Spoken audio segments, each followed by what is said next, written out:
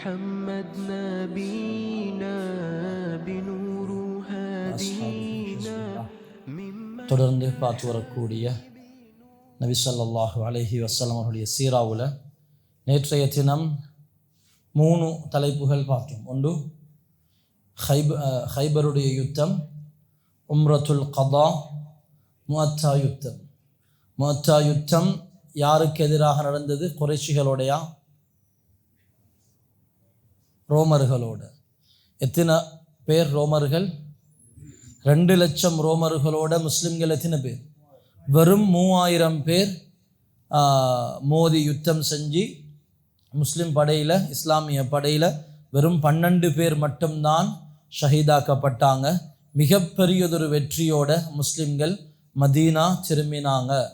இப்போ குறைஷிகளுக்கு இந்த செய்தி சந்தோஷமா கவலையா? முஸ்லிம்கள் வெத்தினது குறைஷிகளுக்கு சந்தோஷமா கவலையா? கவலை தான். ஆனால் சின்ன ஒரு சந்தோஷம் என்னான்டா, நாங்கள் பரவாயில்ல, நாங்கள் 1000 பேர் 313 பேர்கிட்ட தோத்தது பரவாயில்ல, இது 2 லட்சம் பேர் கொஞ்சம் எங்களோட ரெஸ்பெக்ட் கொஞ்சம் வச்சுக்கொள்ளையிலும் போல இருக்குது என்று குறைஷிகள் நினச்சி கொண்டிருக்கிறாங்க.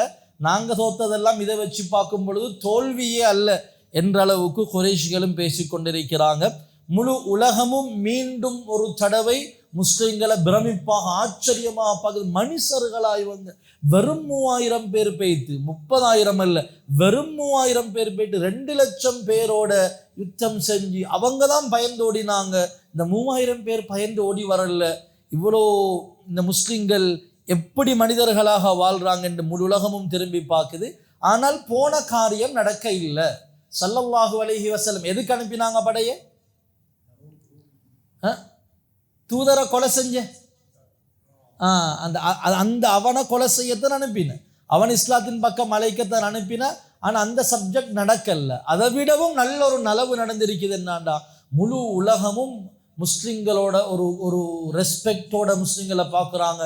இவங்க தான் வல்லரசு, இவங்க தான் மனிதர்கள் என்று சொல்லி முழு முஸ்லிமுக்கும் அன்னைக்கு முஸ்லிம்கள் தொடர்ந்து சண்டை பிடிச்சிருந்தா கூட இவ்வளோ பெரிய வெற்றி கிடைச்சிருக்குமோ இல்லையான்றது தெரியாது.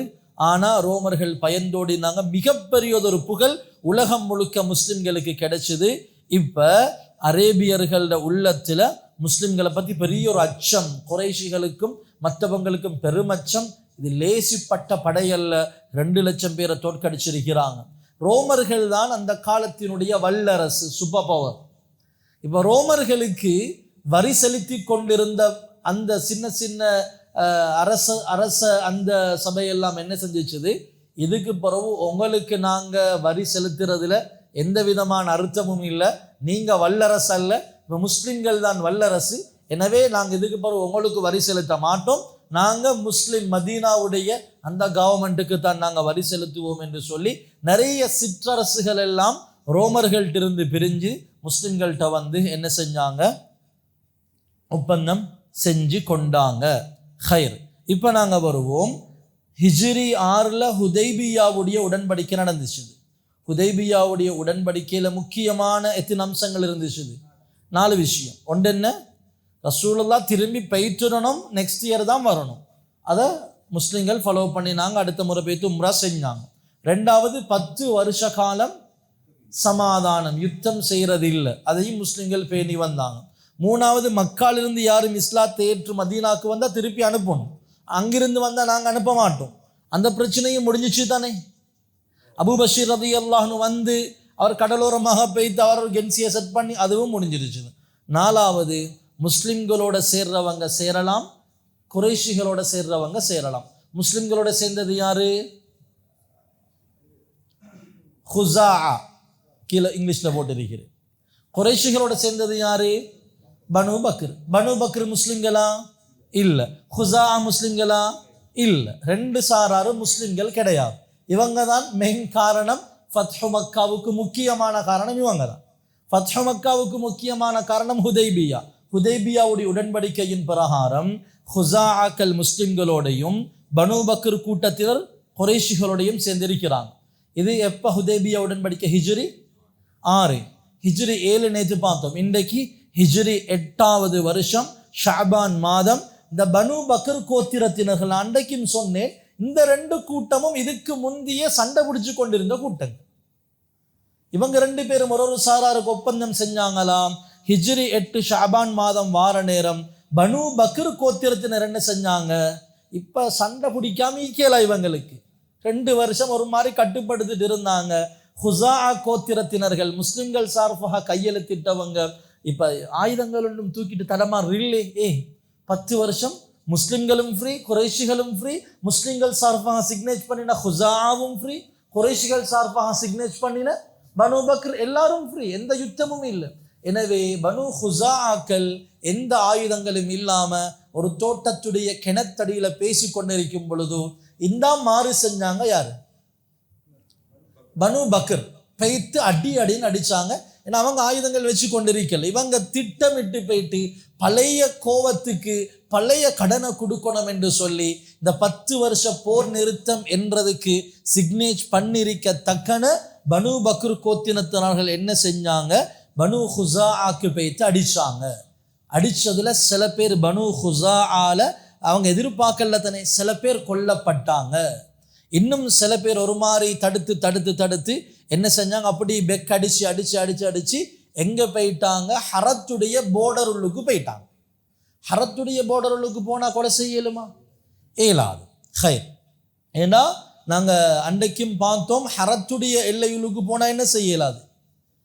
அந்த காலத்துல 3 குற்றங்கள் மிக பெரும் குற்றம். ஒன்று தூதர்களை கொலை செய்யறது, 2வது உடன்படிக்கைக்கு மாற்றம் செய்யறது, 3வது ஹரம் எல்லைக்குள்ளால யுத்தம் செய்யறது. இவங்க 2வது செஞ்சிட்டாங்க. யாரு? பனு ஹுசாக்கு பனு பக்ர் அடிச்சது என்ன, உடன்படிக்கைக்கு மாற்றம் செஞ்சுட்டாங்க. இப்போ ஹுசா கோத்திரத்து பெக்கடிச்சு போயிட்டாங்க ஹரத்துடைய எல்லைக்கு. ஹரத்துடைய எல்லைக்கு போனதோட அவங்க சொன்னாங்க, ஹரத்துள்ளுக்கு இருக்கிறோமப்பா, ஹரத்துள்ளுக்கு அடிக்க வானம். ஹரத்துள்ளுக்கு அடிக்கிறது அது இஸ்லாமிய பார்வையில குற்றம் என்றதை விடவும் அது இஸ்லாத்துக்கு முந்தைய ரசூலுல்லாஹ்க்கு முந்தின காலத்திலிருந்தே இது 3 மிகப்பெரிய அரசியல் குற்றம். எனவே மிகப்பெரிய 2 குற்றத்தை செய்ய பார்க்குறாங்க. ஒன்றை செஞ்சிட்டாங்க, உடன்படிக்கைக்கு மாற்றம் செஞ்சிட்டாங்க. இப்போ பனு பக்கர் கோத்திரமே சொல்றாங்க, என்ன இப்போ நாங்கள் ஹரத்துள்ளுக்கு வந்துட்டோம், இப்போ அடிக்கிறத நிப்பாட்டி கொள்ளுவோம் என்று சொல்லும் பொழுது பனு பக்கரை இழுத்துட்டு வந்த நௌஃபல் சொன்னான், இன்றைக்கு எந்த ஹரமும் இல்லை, எந்த அல்லாவும் இல்லை, இன்றைக்கு எந்த ஹரமும் இல்லை, எந்த ஹரத்துடைய மகிமையும் இல்லை. ஹரத்துலுக்கு களவெடுக்கிற நீங்க ஏன் ஹரத்துலுக்கு கொலை செய்யலாம், வேண்டிய மாதிரி பழி தீர்த்து கொள்ளுங்க. சண்டை யாருக்கு? முஸ்லிம்கள் சம்பந்தமா? முஸ்லிம்கள் சம்பந்தமே இல்லை. சண்டை பனு ஹுசாக்கும் பனு பக்ருக்கும்.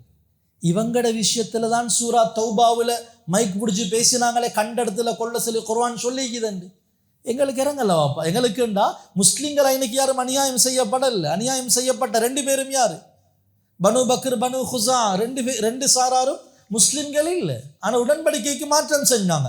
கவர்மெண்ட், மதீனாவுடைய கவர்மெண்ட், ஒரு நாட்டுடைய சட்டம் என்ன செய்யும், அந்த நாட்டுடைய குடிமக்கள் நாட்டுடைய இதுக்கு கட்டுப்பட்ட எல்லாரையும் பாதுகாக்கணும். எனவே இப்ப சொன்னாங்க, ஹரமும் இல்லை, ஒன்றும் இல்லை, வேண்டிய மாதிரி பழி தீர்த்து கொள்ளுங்கன்னு சொல்லி ஹரத்துள்ளுக்கும் கொலை நடக்குது. இப்ப மிகப்பெரிய குற்றம் எத்தனை நடக்குது? 2 நடந்துருச்சுது. இப்ப பனு ஹுசாக்கல்ல தப்பினோம் பொழைச்சோம் என்று சொல்லி அம்ர் இப்னு சாலிம் என்ன செஞ்சாரு, ஹுசா கோத்திரத்தை சேர்ந்தவர், அவர் தப்பிச்சு அவர் கூட்டத்தை எடுத்துக்கொண்டு ஸல்லல்லாஹு அலைஹி வஸல்லம் அவங்கள்ட்ட வந்து சொல்றாரு, யா ரசூலல்லாஹ், மோசடி செய்யப்பட்டுட்டோம். வந்து சொல்றவங்க முஸ்லிம்கள் இல்லை, ஆனா முஸ்லிம்கள் சார்பாக சிக்னேச் பண்ணினவங்க ஹுதைபியாவுல. யா ரசூலல்லாஹ், மோசடி செய்யப்பட்டுட்டோம் என்று சொல்லி ஸல்லல்லாஹு அலைஹி வஸல்லம் அவங்கள்ட்ட சொல்ல, இன்னும் ஹுஸால சில பேர் வந்து சொல்றாங்க, யா ரசூலல்லாஹ், இது என்ன செய்யறது, உடையலாது. நபி அவங்களுக்கு மெசேஜ் பேத்திருச்சுது. இப்ப மக்காவுல அவசர ஒரு ஆலோசனை சபை கூடுது. ஏன்னா இவங்களுக்கு தெரியும் நடந்தது லேசிப்பட்ட பிழை இல்லை, அரசியல் பிழை 2 நடந்துருச்சுது. ஒன்று உடன்படிக்கைக்கு மாற்றம் செய்யறது, ஹரத்துடைய எல்லைகளுக்கு கொலை செய்யறது. இது ரசூலுல்லாஹ் வரமுந்திய இது மிகப்பெரிய ஒரு குற்றமாக இருந்துச்சு. 2ஐயும் சேம் டைம் செஞ்சிருக்கிறாங்க. எனவே பாதிக்கப்பட்டவங்க நபி அவங்கள்ட்ட போய்த்து முறைப்பாடு செய்வாங்க என்றதை குறைஷிகள் விளங்கி கொண்டாங்க. விளங்கி கொண்டு தட்டபட என்ற ஏற்பாடு மக்காவுல மஷூராவுல முடிவாகுது. மக்காவுடைய தலைவர் யார்? அபு சுஃபியான், எஸ் அபு சுஃபியான மதீனாக்கு அனுப்புவோம். இப்போ இது ரசூலுல்லாட்ட பேசிட்டு வரட்டும். ரசூலுல்லா ஆல்ரெடி சஹாபாக்களுக்கு சொல்லிட்டாங்க. இப்போ என்ன நடக்குமாண்டா, அபு சுஃபியான் வருவார், போய் என்ன பாருங்க, வந்து கேட்பாரு, சாரி யா ரசூலல்லா, இன்னும் கொஞ்சம் இதை கொஞ்சம் நீடிச்சு வைப்போமே என்று பேசுவாருண்டு. அதே மாதிரி அபு சுஃபியான் வந்தார். ஆனால் லேசிப்பட்ட பிழையில் நடந்திருக்கிறது. ஸல்லல்லாஹு அலைஹி வஸல்லம் அவங்கள்ட்ட அபு சுஃபியான் பேசுகிறாரு. நபி அவங்க எந்த ரிப்ளையும் பண்ணல, பேசாமல் இருந்தாங்க. அபு சுஃபியான் போயிட்டு அபூபக்கர் ரலியல்லாஹு அன்ஹுங்கள்ட்ட பேசுகிறாங்க.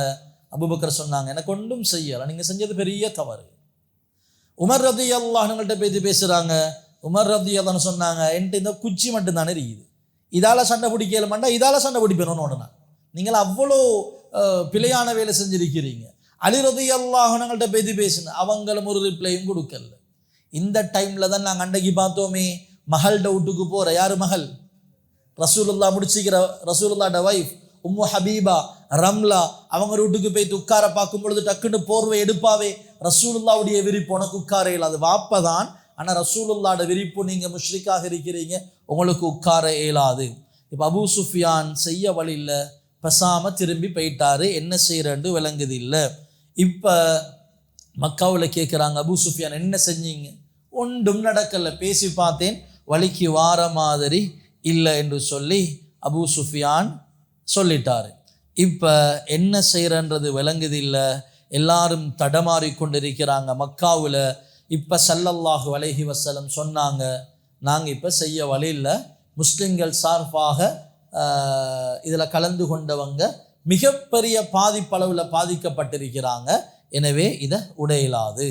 எனவே அதாவது பனு ஹுஸாவை கொலை செஞ்சது முஸ்லிம்களை கொலை செஞ்ச மாதிரி. ஏன்னா முஸ்லிம்கள் சார்பாக சிக்னேச்சர் பண்ணினவங்க தானே.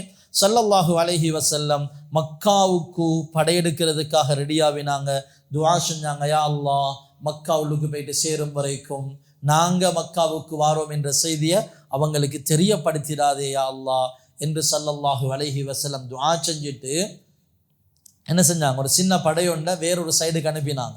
மக்கள்கிட்ட கவனம் அங்கே திரும்பட்டும் என்று அனுப்பிட்டு ஸல்லல்லாஹு அலைஹி வஸல்லம் ஹிஜ்ரி எத்தின இது ஹிஜ்ரி 8 மக்காவை நோக்கி வராங்க. எத்தனை பேர் முஸ்லிம்கள்? 10,000 பேர்.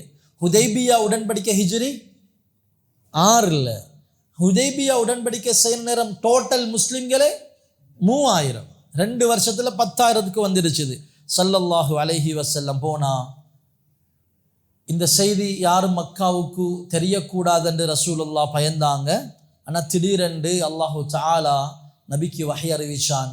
நபி அவங்க சொன்னாங்க, அலி ரலியல்லாஹு அன்ஹு இது 3 தோழர்களை கூப்பிட்டு சொன்னாங்க, நீங்கள் மக்காவுக்கு போகிற வழியில் இன்ன இடத்துல இன்ன பொம்புல இருப்பா, சாரா என்ற ஒரு பொம்புல, அவட்ட ஒரு லெட்டர் ஒன்று இருக்குது, அதை எடுத்துட்டு வாங்க. யாரு கொடுத்து அனுப்பிக்கிற? ஒரு சஹாபி கொடுத்திருக்கிறார். முனாஃபிக் அல்ல, உண்மையாக இஸ்லாத்தை ஏற்றுக்கொண்ட ஒரு சஹாபி கொடுத்து அனுப்பிக்கிறாரு. ஹாத்திம் இப்னு அபி பல்தா ரலியல்லாஹு அன்ஹு. அங்கே போயிட்டு கடிதத்தை கேட்டால் அவள் இல்லைன்ட்டா. அலி ரலியல்லாஹு சொன்னாங்க, மிச்சம் பேச வைக்க வானம், நாங்கள் உங்களை செக் பண்ண வேண்டி வரும், நீங்கள் ஒரு பொம்புல, நாங்கள் ஆம்புல, மரியாதையாக லெட்டரை தந்துடுங்க. அல்லாஹ்வுடைய தூதர் போய் சொல்ல மாட்டாங்க. கடைசியாவோட முடி பின்னி கட்டிருக்கிற அதை அவுத்துட்டு அதிலிருந்து லெட்டர் எடுத்து கொடுத்தா இந்த ஆய்க்குதுன்னு திறந்து வாசித்து பார்த்தா இது மதீனாவிலிருந்து ஹாத்திம் இப்னு அபி பல்தா மக்கா குறைஷிகளுக்கு எழுதி கொள்வது, ரசூலுல்லாஹ் படையெடுத்து கொண்டு மக்காவுக்கு வாராங்க. ஏண்டா ஹாத்திம் இப்னு அபி பல்தா ஒரு உண்மையான சஹாபி. ஸல்லல்லாஹு அலைஹி வஸல்லம் கேட்டாங்க, ஹாத்திமா கூப்பிட்டு, ஹாத்திம் இந்த வேலை செஞ்சீங்க, நீங்கள் இப்படி செய்கிற ஆள் இல்லையே. அவங்க சொன்னாங்க, அல்லாஹ் மீது சத்தியமா யா ரசூலல்லாஹ், அல்லாஹ்வுக்கோ உங்களுக்கோ துரோகம் செய்ய நினைக்கல, நான் மக்காவாசி தான், ஆனால் நான் குறைஷி அல்ல. உங்களோட வார சஹாபாக்களுடைய ஃபேமிலிஸ், அவங்களோட மனைவி மக்கள், மாமா மச்சான், அவங்க எல்லாரும் அங்கே இருக்கிறாங்க மக்காவில். அவங்களோட ஃபேமிலிக்கு பிரச்சனைண்டா அதை பாதுகாத்து கொள்றதுக்கு ஆக்கள் இருக்குது. ஆனால் ஏண்ட குடும்பத்தை பாதுகாக்க யாரும் இல்லை யா ரசூலல்லாஹ். நான் இப்படி ஒரு செய்தியை கொடுத்தா குறைஷிகள் ஏண்ட ஃபேமிலியையும் பாதுகாத்து கொள்வாங்களே என்ற நோக்கத்தில் தான் செஞ்சேன் அல்லாஹ்வுடைய தூதரே என்று சொல்லும் பொழுது ஹஸரத் உமர் ரலியல்லாஹு அன்ஹு கேட்டாங்க, யா ரசூலல்லாஹ் அனுமதி தாங்க இவர கழுத்து எடுக்கிறேன் என்று. உமர் ரலியல்லாஹு அன்ஹு எப்பையும் சுட இருப்பாங்க. நம்மாலும் ஒன்றனை இஸ்லாத்துக்கு எதிராக எழும்பிடுவாங்க. அனுமதி தாங்க கழுத்து இருக்கிறேன் என்று ஸல்லல்லாஹு அலைஹி வஸல்லம் சொன்னாங்க, உமரே கொஞ்சம் பொறுமையாக இருங்க. இவர் சாதாரண சஹாபி அல்ல. சஹாபாக்கள்ல பத்ர் சஹாபாக்களுக்கு விசேஷமான சிறப்பு இருக்குது.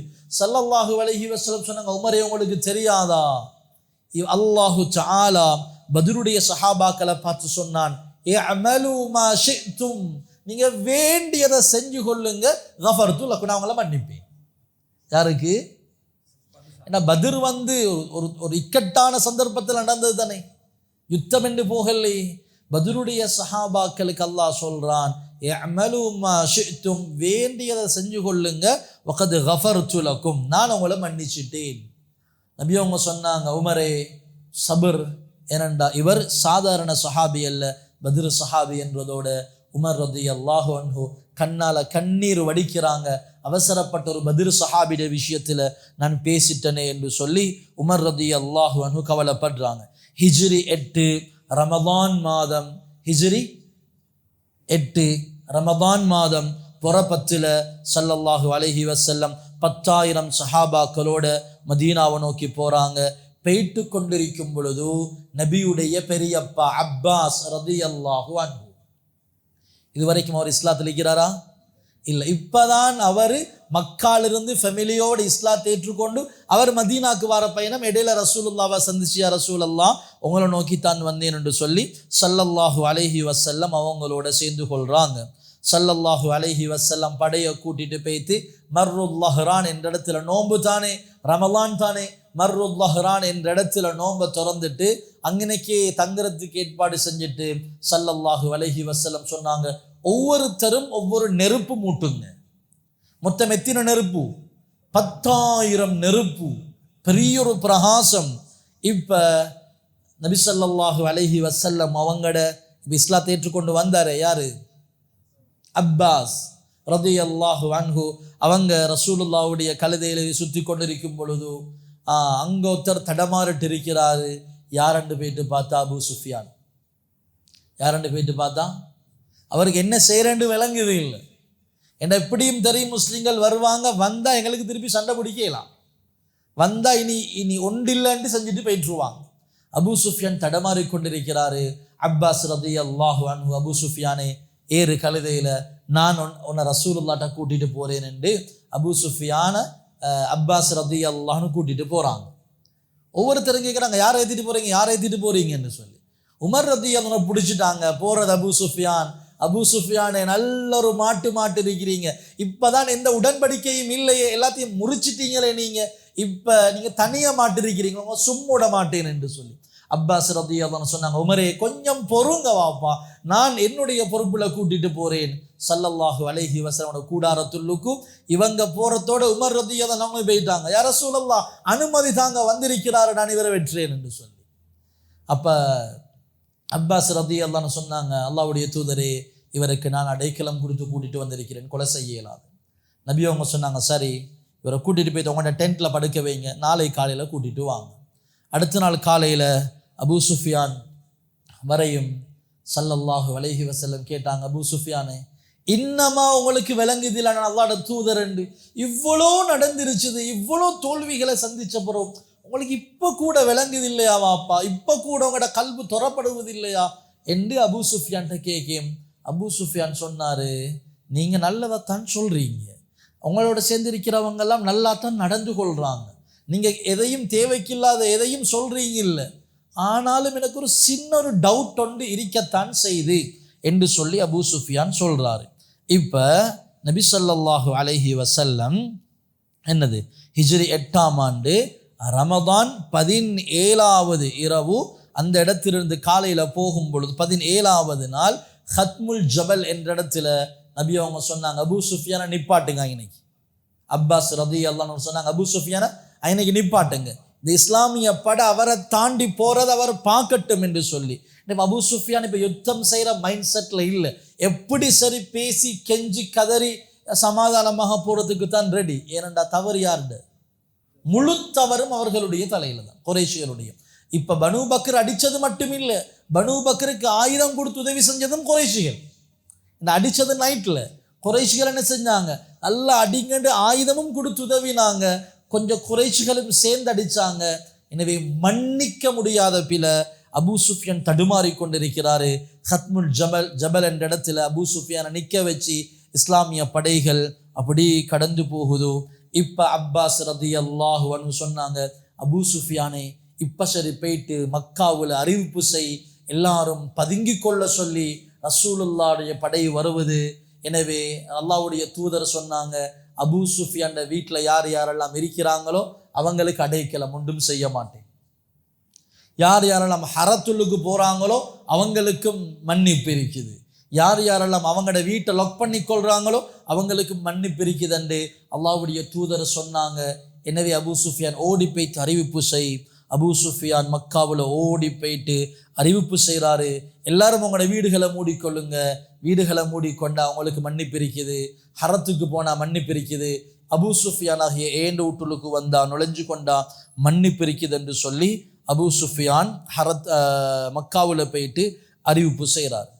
என்றாலும் இன்னொரு சின்னொரு கூட்டம் என்ன செய்து, அப்படியெல்லாம் பணிஞ்சு போவேலாம், நாங்கள் ஒன்று கொண்டு பார்ப்போமே என்று சொல்லி இக்ரிமத் இப்னு அபூ ஜஹல், சஃப்வான் இப்னு உமையா போன்றவங்க ஒரு பக்கத்தில் யுத்தத்துக்கு ரெடி ஆகுறாங்க. ஸல்லல்லாஹு அலைஹி வஸல்லம் உதுவா என்ற இடத்துக்கு போயிட்டு படையை பிரிக்கிறாங்க. காலித் இப்னு வலீத், அல்லாஹ்வுடைய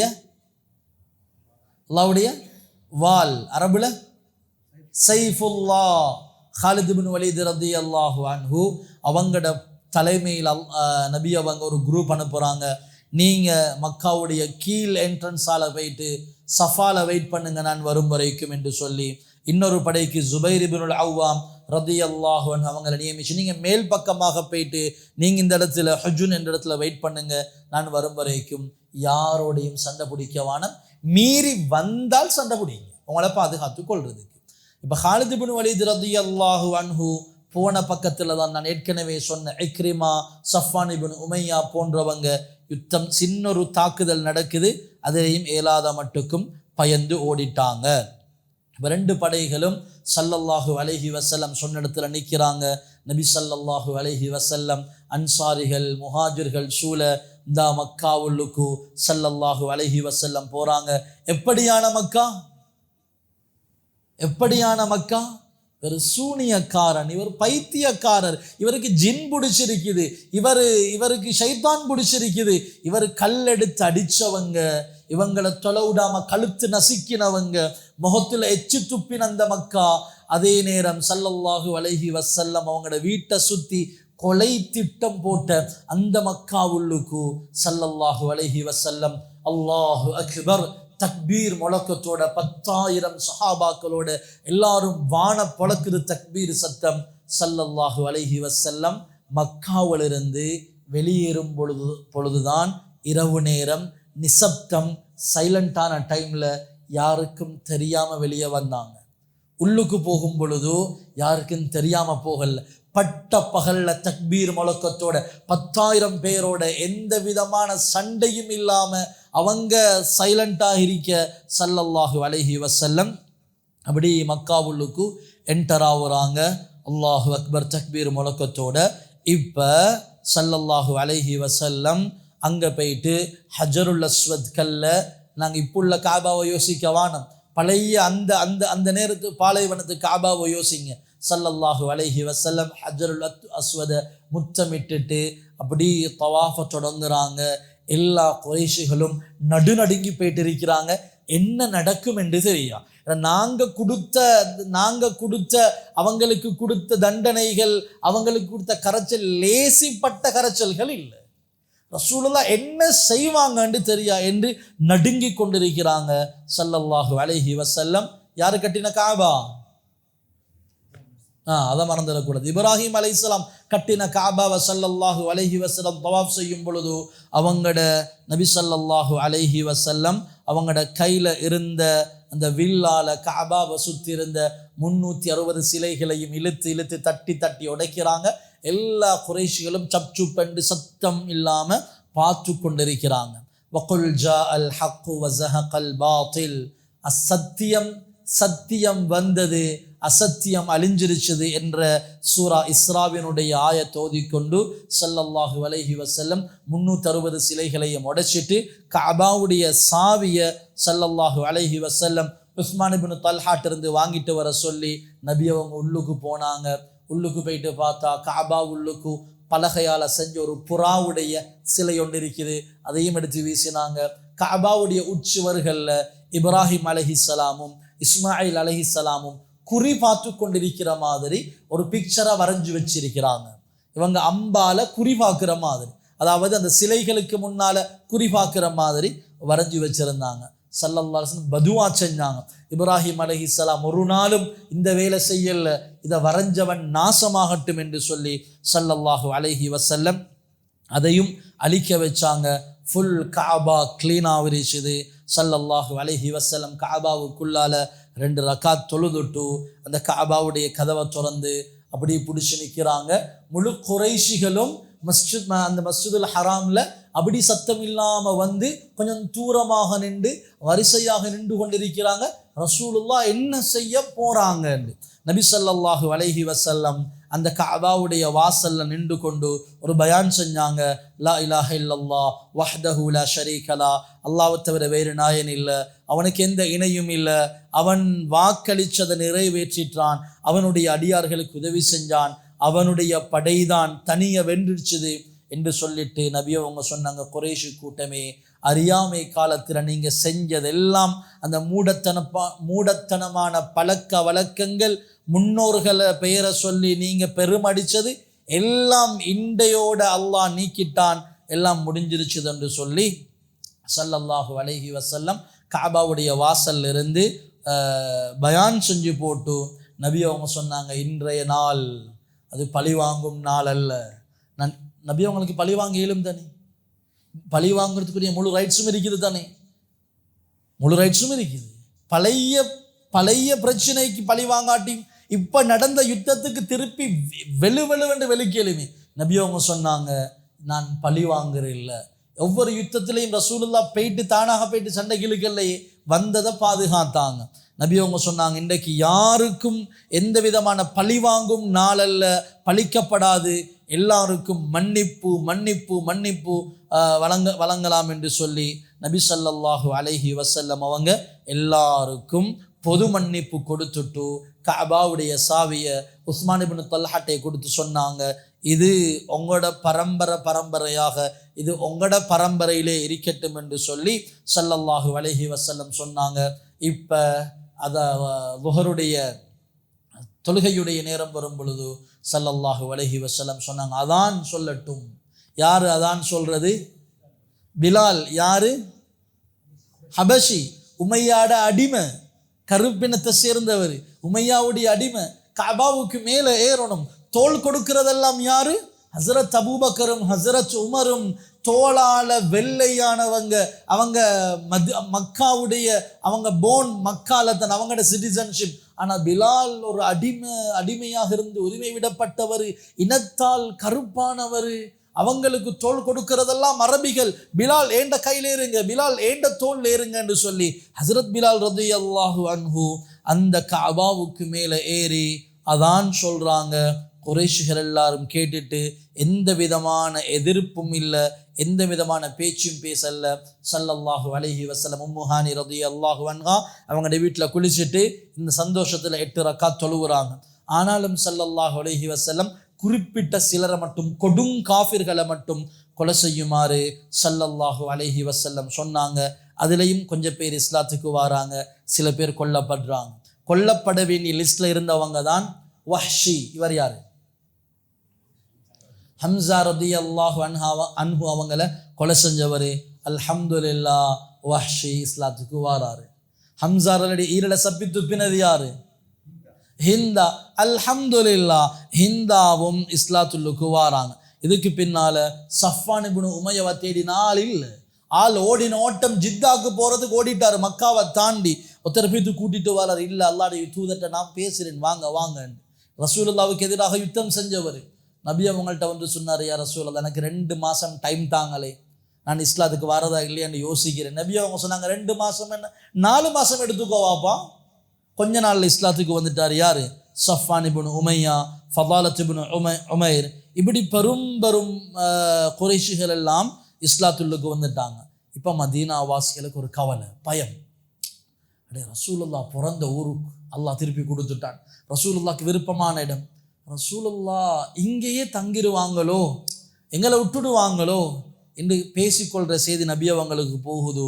நபி அவங்க சொன்னாங்க, மஆதல்லாஹ், அல்லாஹ் பாதுகாக்கட்டும், இந்த முஹம்மத் வாழ்ந்தாலும் உங்களோட தான், அல் மஹ்யா மஹ்யாக்கும் வல் மௌத்தா மௌத்தாக்கும், மௌத்தாவினாலும் உங்களோட தான், நீங்கள் இக்கட்டான நிலைமையில எங்களுக்கு அடைக்கலம் தந்தவங்க நீங்க, எனவே ஒரு நாளும் உங்களை மறக்க மாட்டோம் என்று சொல்லி ஸல்லல்லாஹு அலைஹி வஸல்லம் அந்த அன்சாரிகளுக்கு ஆறுதல் சொல்றாங்க. இப்ப இஸ்லாத்தை ஏற்றுக்கொண்டவங்களுக்கு பைஅத் நடந்து கொண்டு இருக்குது, பைஅத் நடந்து கொண்டிருக்குது. இதுல ஒவ்வொருத்தராக வந்து பைஅத் எடுத்துக்கொண்டு போறாங்க. ஒரு பெண் முகத்தை மூடிக்கொண்டு வந்து, என்ன முகத்தை மூடிக்கொண்டு வந்து பைஅத்துக்காக இருக்கிறா. உமர் ரலியல்லாஹு அன்ஹு கீழே உட்கார்ந்து இருக்கிறாங்க, ரசூலுல்லாஹ் மேல் உட்கார்ந்து இருக்கிறாங்க.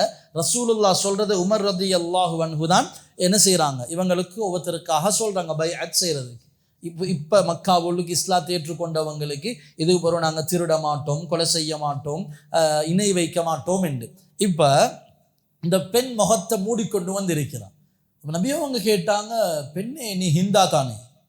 சொன்னா, ஓ நான் ஏனண்டா உங்களோட சாட்சாவை நான் கொடூரமாக சாச்சட ஈரலை சப்பி துப்பினேன் இல்லையா, நான் அதுக்காக நான் உங்களோட முகத்தை பார்க்கறதுக்கு வைக்கப்படுறேன், நீங்கள் பார்த்தீங்கண்டா அந்த நினைவு வந்துச்சுதண்டா என்ன சரி சொல்லுவீங்களோன்று தான் நான் பயந்தேன் என்று சொல்லி. இப்போ நபி அவங்க சொல்கிற ஒவ்வொன்றையும் உமர் ரலியல்லாஹு அன்ஹு ஹிந்தாவுக்கு சொல்லி கொண்டு இருக்கிறது. பைஅத் செஞ்ச வந்த ஹிந்தாவுக்கு யாரும் விபச்சாரம் செய்யப்படாது.